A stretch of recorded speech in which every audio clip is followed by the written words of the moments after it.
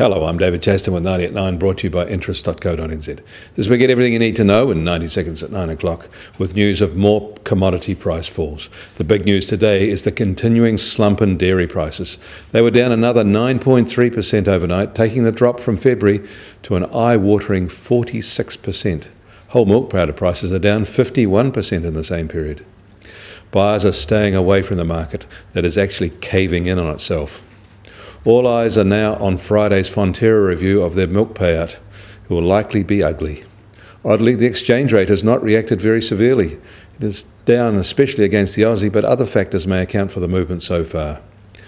We'll have more on this dairy story elsewhere on the site. In the US, factory orders rose strongly in June on rising demand for transportation equipment and other goods, a hopeful sign their manufacturing sector is recovering some recent softness. New orders, shipments and order backlogs were all higher. Trucks, computers and fertilisers led the way, although there are some sectors in decline. More comments are coming from the Fed members, raising expectations of a September interest rate hike.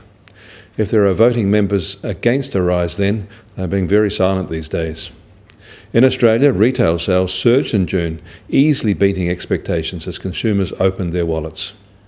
In New York, the US Treasury 10-year yield benchmark has recovered a bit today and is now at 2.19%. The US oil price is holding at its new lower levels and is currently at $45 a barrel, and Brent crude is at $49 a barrel.